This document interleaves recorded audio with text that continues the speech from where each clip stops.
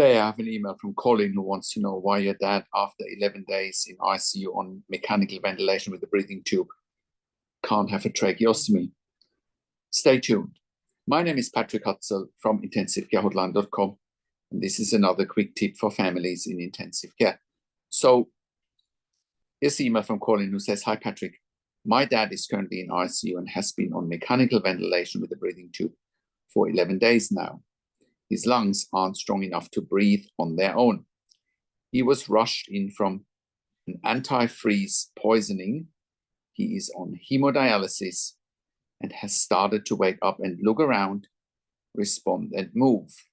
But because the ventilation is causing him so much pain and discomfort, he is getting extremely agitated, making his blood pressure go up and down.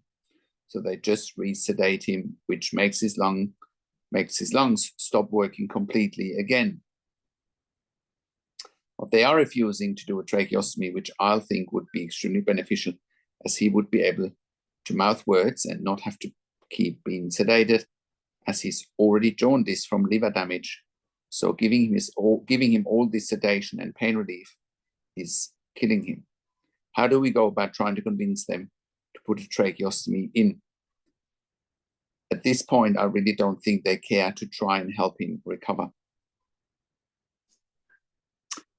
That's a great question, Colin, and I'm very sorry to hear what you're dealing with, because it sounds like your dad is in a critical but also improving state, and a tracheostomy might help reduce sedation, improve comfort, and support long-term recovery. But before we go down the tracheostomy route and talk about how we can advocate for it, let's look at what else might need to happen before he's having a tracheostomy. One thing that you are not mentioning in your email, and one thing that they obviously don't mention to you either, is to get someone off the ventilator and the breathing tube full stop, and avoid the tracheostomy full stop. You haven't mentioned that in any way, shape, or form here, right? And because he's day 11 now, the time window for a tracheostomy is 10 to 14 days of mechanical ventilation and the breathing tube, right? If someone can't be weaned off the ventilator and the breathing tube during that time window, then the best next step is a tracheostomy, hands down.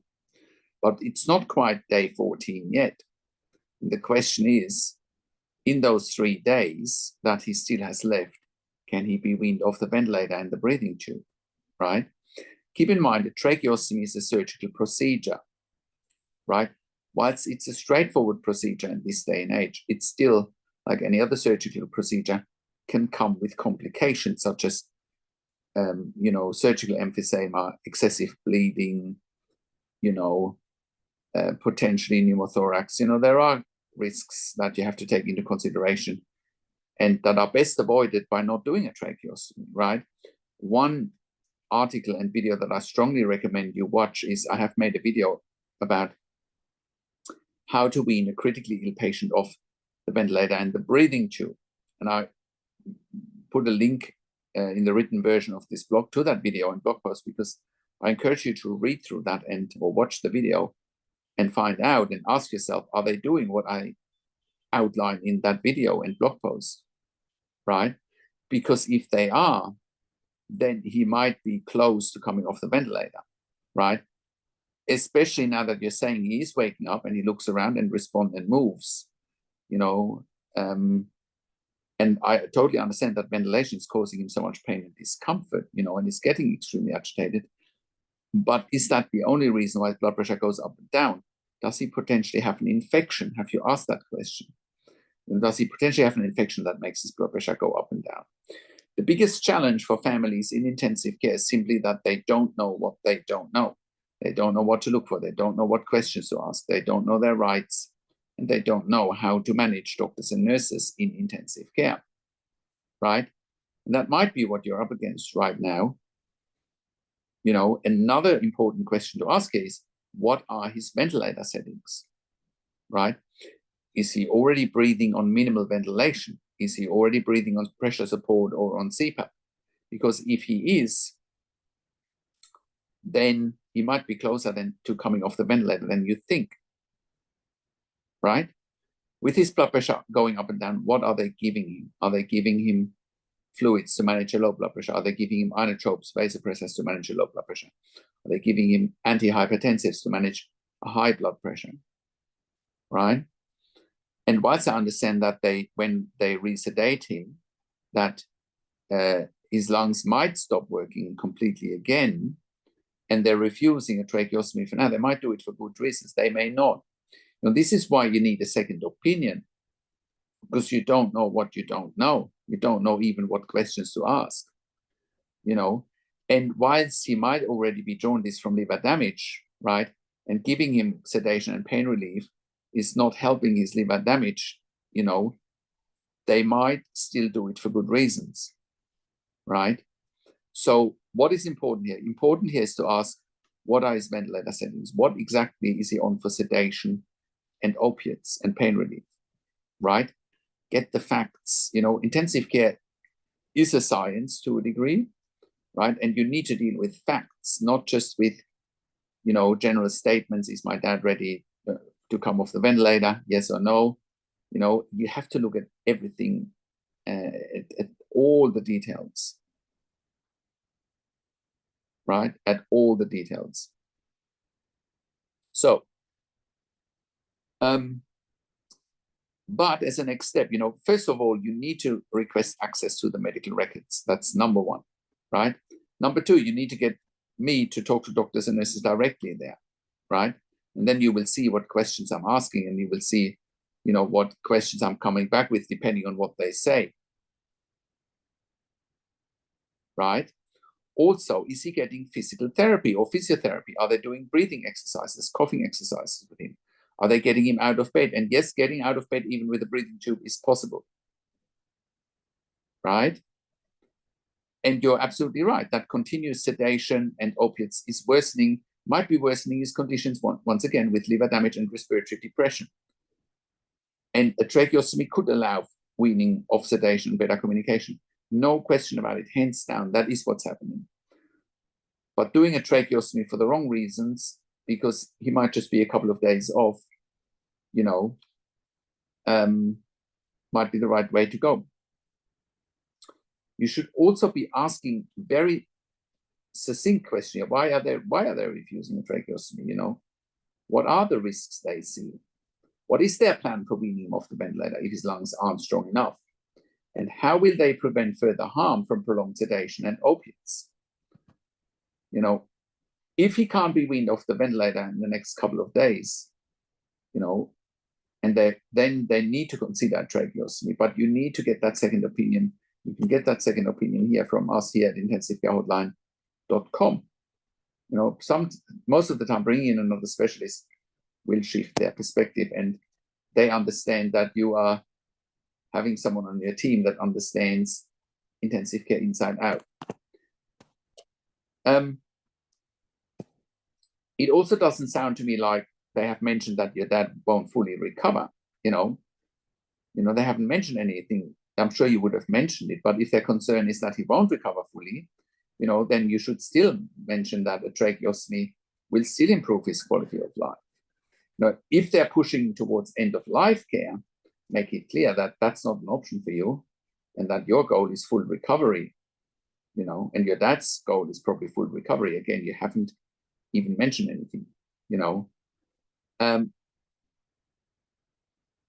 You know, and that's why you need to get advocacy and consulting in here, because it's simply, you know, it's on knife's edge, really, this situation, you know, because it's on knife's edge.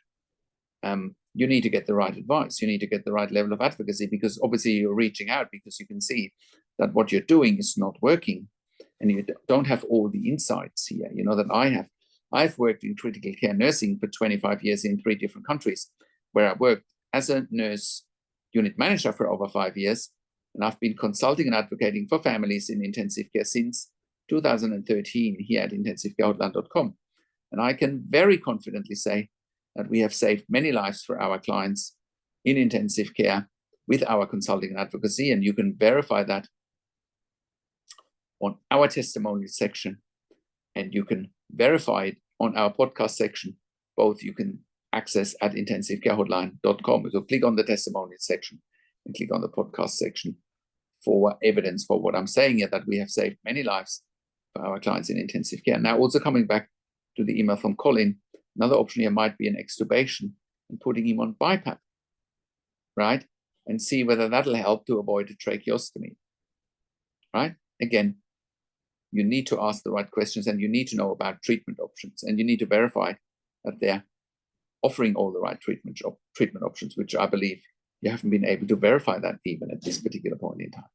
Because our advice here is absolutely life-changing. You know, and you can see that our advice is life-changing just by, you know, you listening to this video or reading the blog post. You know, I'm sure I've uncovered things that you didn't even know you need to pay attention to when you have a loved one critically ill in intensive care. So our advice here is absolutely life-changing, and you can grow, you can join a growing number of members and clients at intensivecarehotline.com. I do one-on-one consulting and advocacy over the phone, Zoom, Skype, WhatsApp, whichever medium works best for you. And I talk to you and your families directly. I handhold you through this once-in-a-lifetime situation that you simply cannot afford to get wrong. And when I talk to you and your families directly, I also talk to doctors and nurses directly, and I ask all the questions that you haven't even considered asking, but must be asked when you have a loved one critically ill in intensive care.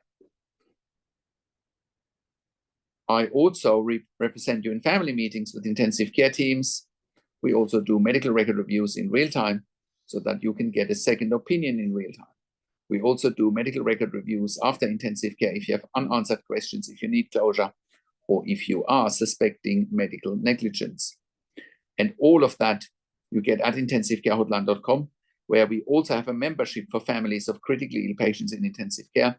And you can become a member if you go to intensivecarehotline.com, if you click on the membership link, or if you go to intensivecaresupport.org directly. In the membership, you have access to me and my team 24 hours a day in the membership area and via email, and we answer all questions intensive care related. In the membership, you also have exclusive access to 21 videos and 21 ebooks that I've personally written and recorded, and all of that will help you to make informed decisions, have peace of mind, control, power, and influence, making sure your loved one gets best care and treatment always. And if you like my videos, and all of that you get at intensivecarehotline.com, call us on one of the numbers on the top of our website, or simply send us an email to support@intensivecarehotline.com with your questions. And if you like my videos, subscribe to my YouTube channel for regular updates for families in intensive care. Click the like button, click the notification bell, comment below what you want to see next, what questions and insights you have. Share this video with your friends and families. I also do a weekly YouTube live where I answer your questions live on a show. And you will get notification for the YouTube live if you are a subscriber to my YouTube channel, or if you are a subscriber to my intensivecarehotline.com email newsletter at intensivecarehotline.com. Thank you so much for watching. This is Patrick Hutzel from intensivecarehotline.com, and I will talk to you in a few days. Take care for now.